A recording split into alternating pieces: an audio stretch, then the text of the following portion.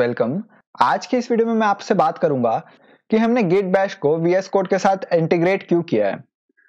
तो अगर हम यहाँ पे सर्च में जाएं और सर्च में सर्च करें गिट बैश, तो गिट बैश एक एप्लीकेशन है। अगर मैं इसे ऑन करूं तो हमारे पास ये टर्मिनल ऑन हो जाएगा और इस टर्मिनल में आप क्या कर सकते हैं, आप इस टर्मिनल से ही नए फाइल बना सकते हैं, नए फोल्डर बना सकते हैं, पुराने फाइल को डिलीट कर सकते हैं, रीनेम कर सकते हैं, आप किसी भी डायरेक्टरी में जा सकते हैं। आप जो भी काम पाइथन के जीयूआई से कर सकते हैं, जैसे आप यहाँ पे राइट क्लिक करके न्यू फोल्डर बना सकते हैं, न्यू फाइल बना सकते हैं, ये सभी काम आप इस गिट बैश से भी कर सकते हैं। और यही चीज हमने वीएस कोड में इंटीग्रेट कर लिया है। इसका मतलब क्या हुआ, हम वीएस कोड से भी वो सारे काम कर सकते हैं जो गिट बैश से कर सकते थे। तो अगर हम टर्मिनल में जाएंगे, टर्मिनल में जाने के दो तरीके हैं। एक तो आप यहाँ टर्मिनल में जाएं और यहाँ पे न्यू टर्मिनल क्लिक करें, या आप simply control plus tilt press करेंगे तो भी आपका टर्मिनल ऑन हो जाएगा। और जैसे ही आपका टर्मिनल ऑन होता है, आप यहाँ देखिए, यहाँ पे आ रहा है बैश, यहाँ पे आपका पावर शेल नहीं आ रहा है, यहाँ पे आ रहा है बैश। तो बैश का मतलब क्या हुआ, आपने जो गिट बैश डाउनलोड किया है वही बैश यहाँ पे दिखा रहा है। तो आप जो काम गिट बैश के एप्लीकेशन में कर सकते थे वो आप यहाँ पे लिख के भी कर सकते हैं। तो हम जानते हैं हम गिट बैश से क्या क्या कर सकते थे। तो आप जो भी काम पाइथन के जीयूआई से करते हैं वो सारे काम हम गिट बैश को यूज करके भी कर सकते हैं। तो आप सोचेंगे मुझे इसकी क्या जरूरत, मैं विंडोज के जीयूआई में राइट क्लिक करके कोई भी काम कर सकता हूँ। जी हाँ, आप बिल्कुल कर सकते हैं, लेकिन पाइथन के जो एक्सपीरियंस डेवलपर होते हैं और पाइथन के जो डेवलपर्स होते हैं वो ऐसा करना पसंद नहीं करते।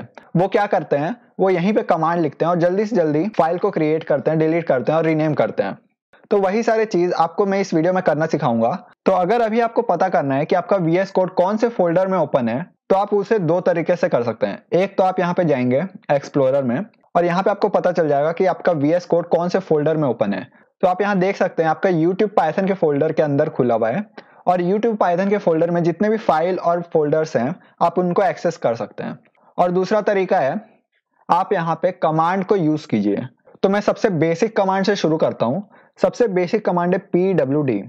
pwd का मतलब क्या हुआ, प्रिंट वर्किंग डायरेक्टरी। डायरेक्टरी का मतलब होता है फोल्डर।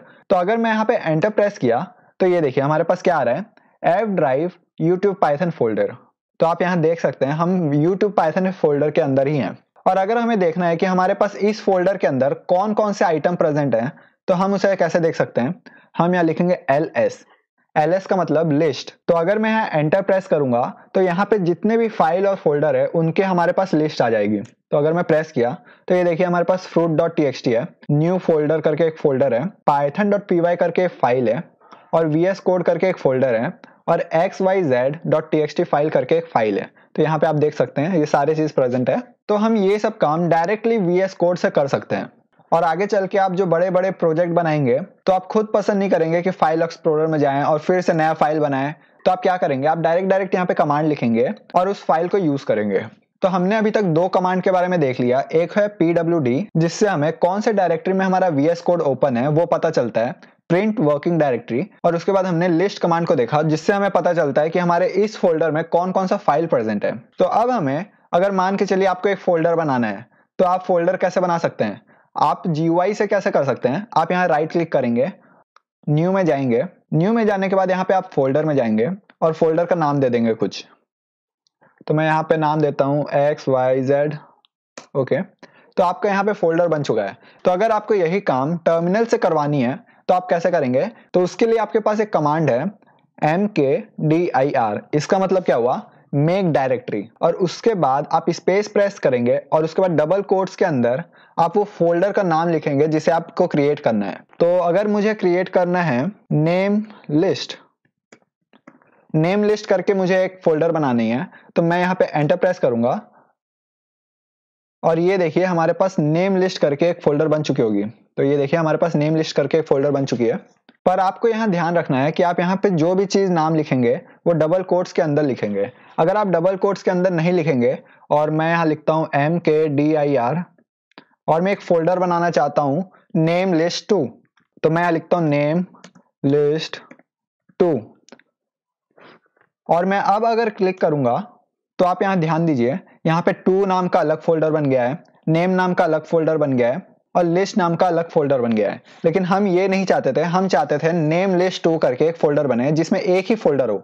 तो अगर आपके फोल्डर के नेम के बीच में स्पेसेस हो तो आप डबल कोट्स को यूज कीजिए और अगर आपको सिंगल वर्ड का फोल्डर बनाना है तो आप बिना डबल कोट्स के भी बना सकते हैं। तो मैं यहाँ पे बनाता हूँ MKDIR और फोल्डर का नाम रखता हूँ मैं नेम लिस्ट 2 और मैं डबल कोट्स को बंद करता हूँ। और अब मैं अगर क्लिक किया तो यहाँ देखिए नेम लिस्ट 2 करके एक फोल्डर बन चुका है और यही हम चाहते थे। तो ये तो हम बात की है कि हम फोल्डर कैसे क्रिएट कर सकते हैं। अगर हमें फाइल क्रिएट करनी है तो हम फाइल को कैसे क्रिएट करेंगे, तो उसके लिए मैं इसे थोड़ा बड़ा कर लेता हूँ। आप यहाँ ये भी कर सकते हैं। और अब अगर मुझे एक फाइल बनानी है name.txt फाइल, तो फाइल बनाने के लिए जो हमारे पास कमांड है उसका नाम है टच। मैं यहाँ टच लिखूंगा, टच के बाद स्पेस दबाऊंगा और स्पेस के बाद मैं डबल कोट्स के अंदर फाइल का नाम लिखूंगा। तो अगर मुझे name.txt फाइल बनाना है तो मैं name.txt लिखूंगा और यहाँ पे एंटर दबाऊंगा। तो यहाँ पे देखिएगा हमारे पास name.txt फाइल बन चुकी है, ये देखिए। ओके, पर अगर मैं यहाँ पे टच कमांड को वापस से यूज करूं और फिर से मैं फाइल बनाऊं और इस बार फिर से नाम रखूं name.txt, तो क्या होगा? और अगर मैं क्लिक करूं तो हमारा नया फाइल नहीं बनेगा क्योंकि एक नाम का एक ही फाइल हो सकता है। ओके, तो अगर मैं मान के चलिए इस फाइल में कुछ लिखता हूं और इस फाइल में लिखता हूं हर्ष जैन और मैं इसे सेव करता हूं और फिर से मुझे ये वाला कमांड को यूज करना है, तो मैं डायरेक्ट यहाँ पे अपर एरो की प्रेस करूंगा और पहले वाला कमांड हम यूज कर सकते हैं। और मैं अब एंटर किया और अब मैं इस फाइल को वापस से खोलूं तो ये देखिए हमारे ये फाइल एज इट इज है। तो अभी तक हमने 4 कमांड के बारे में बात किया है, PWD, LS, MKDIR और टच। तो मैं आपको थोड़ा रिवाइज करवाता हूँ। PWD से क्या करते थे?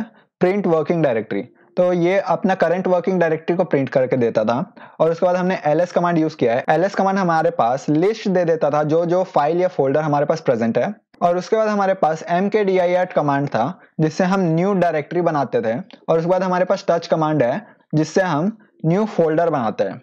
अब अगर मुझे इस कमांड लाइन को क्लियर करनी है तो मैं यहाँ पे लिखूंगा क्लियर। तो ये देखिए हमारा पूरा कमांड लाइन क्लियर हो चुका है। ओके, तो फिर से मैं PWD करूं अगर, तो ये देखिए हम अभी F ड्राइव में हैं और F ड्राइव के अंदर YouTube Python फोल्डर के अंदर है। और अगर हमें देखना है कि हमारे पास यहाँ पे कौन कौन से आइटम प्रेजेंट है तो हम यहाँ लिखेंगे LS। तो हमारे पास ये सारे आइटम प्रेजेंट है। अब अगर मान के चलिए हमारे पास ये 2 नाम का फोल्डर, लिस्ट नाम का फोल्डर और ये नेम नाम का फोल्डर ये गलती से बन गया है और हमें इसे डिलीट करना है, तो हम उसे डिलीट कैसे कर सकते हैं? तो डिलीट करने के लिए है RM कमांड। RM कमांड को यूज करके आप किसी भी फाइल को डिलीट कर सकते हैं। अभी मैं फोल्डर की बात नहीं कर रहा हूं, अभी मैं बात कर रहा हूं फाइल की। तो अगर मुझे ये fruits.txt फाइल को डिलीट करनी है या नेम फाइल को डिलीट करनी है तो मैं यहाँ पे RM के बाद डबल कोट्स के अंदर उस फाइल का नाम लिखूंगा जिसे मुझे डिलीट करनी है। तो मैं यहाँ लिखूंगा name.txt और अब मैं इसे रन करूँ अगर, तो ये देखिए हमारे पास name.txt फाइल डिलीट हो चुकी है। अब मैं एक और फाइल को डिलीट करता हूँ RM और इस बार मैं xyz.txt फाइल को डिलीट करता हूँ। तो मैं यहाँ लिखता हूँ xyz.txt। तो ये देखिए हमारे पास xyz.txt फाइल भी डिलीट हो चुकी है। तो अब अगर मुझे किसी फोल्डर को डिलीट करना है तो हम क्या करेंगे? हम यहाँ पे भी RM कमांड को यूज करेंगे, लेकिन RM कमांड को हम -R के साथ यूज करेंगे। तो यहाँ पे ध्यान रखिएगा RM स्पेस -R और उसके बाद आप फोल्डर का नाम लिखेंगे डबल कोट्स में जिसे आपको डिलीट करना है। तो अगर मुझे डिलीट करना है 2 और मैं अब रन करूं तो यहाँ देखिएगा 2 डिलीट हो चुका है। अब अगर मुझे फिर से डिलीट करना है नेम फोल्डर को तो मैं अपर एरो की प्रेस करूंगा और मैं इसी कोड को वापस रन करूंगा और मैं नेम लिखता हूँ यहाँ पे 2 के जगह। और तो हमारे पास यहाँ पे नेम नाम का फोल्डर डिलीट हो चुका है। तो अभी तक हमने बात किया है कि अगर हम जिस फोल्डर में हैं उसी फोल्डर में कोई काम करना हो तो हम वो कैसे करेंगे। अगर हमें किसी फोल्डर में मूव करना है, जैसे अभी हम YouTube Python के फोल्डर में हैं, आप यहाँ पे भी देख सकते हैं F ड्राइव YouTube Python के फोल्डर में, और अब हमें इस लिस्ट फोल्डर के अंदर जाना है तो हम वहां कैसे जाएंगे? तो उसके लिए हम CD कमांड को यूज करते हैं। CD का मतलब क्या होता है? Change directory. और उसके बाद हम फोल्डर का नाम लिखेंगे जिसमें हमें मूव करना है। तो अगर मुझे इस लिस्ट नाम के फोल्डर में मूव करना है तो हम यहाँ पे L लिखेंगे और उसके बाद मैं टैब प्रेस करता हूँ तो क्या होगा? अपने आप ये लिस्ट पूरा लिखा जाएगा और उसके बाद मैं एंटर प्रेस करूंगा। तो आप यहाँ देख सकते हैं पहले हम F ड्राइव के अंदर YouTube Python के फोल्डर में थे और अब हम कहाँ पे हैं? अब हम F ड्राइव के अंदर YouTube Python फोल्डर के अंदर एक लिस्ट नाम का फोल्डर है, उसके अंदर हम हैं। तो अब हम यहाँ पे कौन कौन से आइटम प्रेजेंट है उसको चेक करें अगर, तो हम यहाँ पे LS लिखते हैं। तो यहाँ देखिए हमारे पास कोई भी आइटम प्रेजेंट नहीं है। तो हम यहाँ पे लिस्ट फोल्डर के अंदर जाते हैं तो यहाँ देखिए हमारे पास कोई भी आइटम प्रेजेंट नहीं है। अगर हमें यहाँ पे एक फाइल बनानी है तो मैं यहाँ लिखता हूँ टच और टच करके हम यहाँ पे डेमो फाइल बनाते हैं। ओके, तो ये देखिए हमारे पास यहाँ पे डेमो फाइल बन चुकी है। तो आई होप आपको इतना समझ में आ चुका होगा। अब अगर हमें फिर से बैक जाना है तो हम बैक कैसे जाएंगे, हम सिंपली यहाँ पे CD लिखेंगे और CD के बाद स्पेस दबाएंगे और स्पेस के बाद हम डबल डॉट लगा देंगे और अब एंटर करेंगे। तो ये देखिए हम फिर से YouTube Python फोल्डर के अंदर आ चुके हैं। अगर आपको विश्वास नहीं होता तो मैं फिर से ls कमांड यूज करता हूँ और ये देखिए हमारे पास fruit.txt लिस्ट और ये सारे फाइल और फोल्डर आ चुके हैं। तो मैं इसे क्लियर करता हूँ। अब मैं एक और चीज बताता हूँ, अगर मैं यहाँ पे सिर्फ और सिर्फ CD लिखूं और रन करूं तो क्या होगा, हम डायरेक्ट होम पेज में पहुंच जाएंगे। अब देखिए अगर मैं pwd करूं तो ये देखिए हमारा होम डायरेक्टरी जो था C ड्राइव में यूजर के अंदर asus फोल्डर में हम यहाँ पहुंच चुके हैं। लेकिन अगर हमें फिर से यही फोल्डर में आना है तो हम क्या कर सकते हैं, हम CD कमांड यूज करेंगे, फिर यहाँ पे हम पाथ डालेंगे जहाँ पे हम मूव करना चाहते हैं। तो पाथ हम यहाँ से कॉपी कर लेते हैं, यहाँ पे ऐसे हम कॉपी किए और डबल कोट्स में वो पाथ को पेस्ट कर दिए। तो अब रन किए तो हम यहाँ पे देखिए एफ ड्राइव में YouTube Python के फोल्डर के अंदर आ चुके हैं। तो आई होप आपको इतना समझ में आ चुका होगा और आप थोड़ा थोड़ा कंफर्टेबल हो चुके होंगे। अब अगर हम इस फोल्डर में हैं और इस फोल्डर में ये सारे फाइल और फोल्डर हैं और हमारा पाइथन फाइल यहाँ पे नहीं है मान के चलिए, और हमारा पाइथन फाइल है यहाँ पे, ओके, और हम इस फोल्डर में हैं। अब आप मान के चलिए कि अगर हम इस फोल्डर में ओके, और हमें यहाँ पे एक पाइथन का फाइल बनानी है, हम टच कमांड को यूज करके पाइथन का फाइल भी बना सकते हैं। तो मैं पाइथन फाइल का नाम रखता हूँ hello.py। ओके, तो यहाँ पे प्रेस करूंगा तो यहाँ पे देखिए हमारे पाइथन का फाइल बन चुका है हेलो। लेकिन अगर मुझे ये फाइल को VS कोड में ऑन करना है तो हम वो कैसे कर सकते हैं, हम यहाँ लिखेंगे कोड कमांड को यूज करेंगे और कोड कमांड को यूज करने के बाद हम फाइल का नाम लिखेंगे डबल कोट्स में hello.py। तो यहाँ पे वेट कीजिए थोड़ा। तो यहाँ देखिए हमारे पास hello.py फाइल VS कोड में ऑन हो चुका है। तो अगर मान के चलिए इस फाइल में कोई कोड है, आप ध्यान मत दीजिए क्या लिखा हूं मैं, लेकिन अगर हमें इस फाइल को रन करनी है तो हम वो कैसे करेंगे, हम यहाँ लिखेंगे पाइथन लिखने के बाद हम यहाँ पे हेलो लिखेंगे। H लिखने के बाद मैंने टैब प्रेस किया तो हमारे पास पूरा hello.py लिखा गया है और मैं इसे रन करूँ अगर, तो ये देखिए हमारे पास हर जन यहाँ पे प्रिंट हो चुका है। लेकिन अगर ये वाला फाइल मेरा मान के चलिए किसी और फोल्डर में है, मान के चलिए लिस्ट फोल्डर में है, ओके, तो हम ये फाइल को कैसे एक्सेस करेंगे, तो यहाँ पे आ चुका है डिलीटेड क्योंकि हम यहाँ से मूव कर चुके हैं। लेकिन अगर हमें इस फाइल को एक्सेस करनी है और हम यहाँ पे सिंपली लिखे पाइथन और उसके बाद hello.py, तो देखिए क्या आएगी, हमारे पास आ रही है एरर क्योंकि हमारे पास ये वाला फाइल है ही नहीं।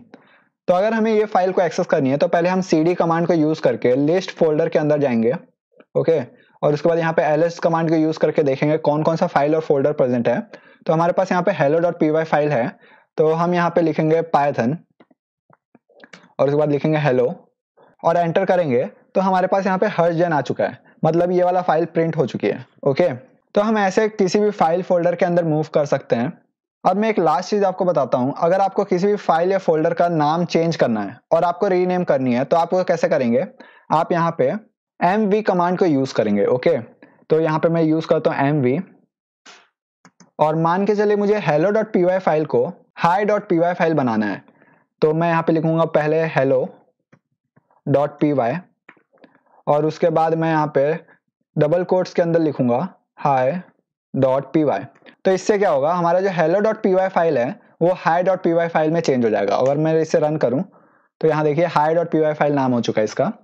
अब हम mv कमांड को यूज करके अगर मान के चलिए हमें इस फाइल को इस फोल्डर से किसी और फोल्डर में मूव करना है तो हम यहाँ पे लिखेंगे mv और उसके बाद फाइल का नाम लिखेंगे hello.py फाइल और उसके बाद हम डायरेक्टरी का पाथ बताएंगे जहां पे हमें पेस्ट करना है। तो हमें मान के चलिए इस पाथ में पेस्ट करना है, तो मैं पाथ कॉपी किया हूं यहाँ से और यहाँ पे पेस्ट करता हूं। तो ये पाथ कौन सा है, ये हमारा पिछला फोल्डर वाला पाथ है। तो मैं अब अगर इसे रन करूं तो यहाँ पे ये काम नहीं कर रहा है। क्यों काम नहीं कर रहा है, क्योंकि हम यहाँ पे hello.py किए हैं और हमने यहाँ hello.py को hi.py से चेंज कर दिया था, इसलिए हमारे पास ये काम नहीं कर रहा है। तो हम यहाँ पे hi.py लिखते हैं। तो अब आप देखेंगे यहाँ पे हाई फाइल जो था वो पिछले वाले फोल्डर में मूव ऑन हो चुका है, यहाँ देखिए यहाँ पे आ चुका है। और अब हमें जानना है कि हमारे पास कौन कौन सा फाइल और फोल्डर प्रेजेंट है इस वाले लोकेशन में।